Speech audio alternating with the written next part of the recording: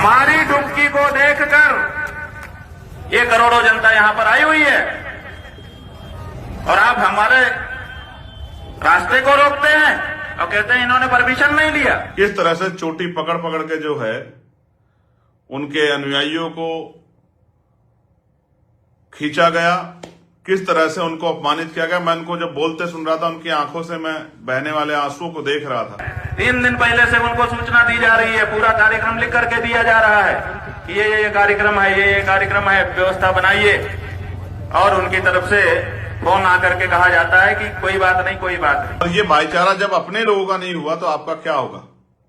किस तरह से शंकराचार्य स्वामी अविमुक्तेश्वरानंद को किस तरह से उनके जो अनुयायियों किस तरह अपमानित किया गया। हालांकि मेरा स्पष्ट जो है वैचारिक विरोध है, उनसे मतभेद है, वैचारिक मतभेद है, क्योंकि वो भी इंसान है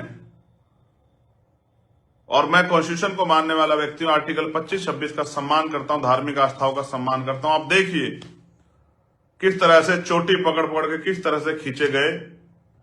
ये इस सरकार के अगर अहंकारी तानाशाही नीतियां नहीं है उत्तर प्रदेश सरकार की तो क्या।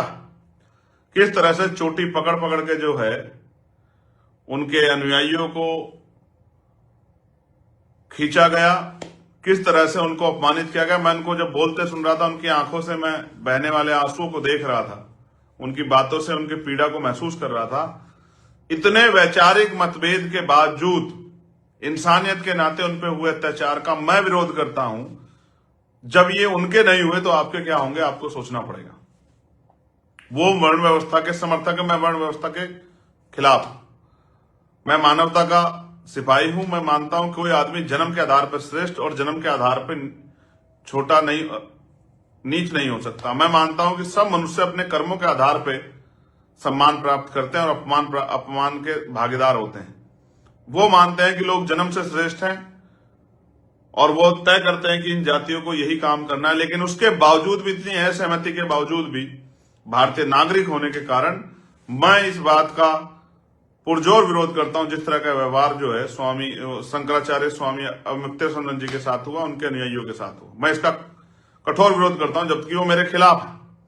लेकिन मानवता के नाते मैं इंसानों के खिलाफ नहीं, मैं उनके लिए भी जो है आवाज उठाने का काम कर रहा हूं। तो जिस तरह का उनके साथ व्यवहार हुआ मौनी अमावस्या के दिन, ये आपके सामने है। और जिस तरह का आपके साथ सोनू कश्यप के साथ हुआ, कपसाड़ की बेटी के साथ हुआ, ये भी आपके सामने है। जिस तरह से यादव समाज के लड़के की चोटी काट दी गई, जिस तरह से आज ही बरेली में जो है मूंछ काट दी गई, सर का मुंडन करवा दिया गया, ये सब आपके सामने है। ये आपके खोखले भाईचारे का सच है जिसको थोपने का काम आप करते हैं। आपके नारों में सच्चाई नहीं है। आपका नारा चुनावी है, राजनीतिक है, और वो चुनाव के समय आता है, उसके बाद इन कमजोर वर्गों पे इनके आरक्षण, इनके अधिकार, इनकी नौकरी, इनकी जमीन, इनकी रोजगार, इनकी बहन बेटियों पे जो जुल्म होता है, उसके लिए बांग्लादेश, पाकिस्तान, चाइना से कोई नहीं आता, अफगानिस्तान से कोई नहीं आता, ईरान से कोई नहीं आता, जापान से कोई नहीं आता, नेपाल से कोई नहीं आता। इसी देश में रहने वाले लोग जो सामंतवादी व्यवस्था को मानते हैं, वर्ण व्यवस्था को मानते हैं, ऊंच नीच को मानते हैं, वही लोग इन कमजोर वर्गों को सताने का काम करते हैं, जुल्म करने का काम करते हैं, इनकी हत्या करने का काम करते हैं, इनके सर पे पेशाब करने का काम करते हैं, इनकी कमजोर वर्गों की बहन बेटी को अपमानित करने का काम करते हैं।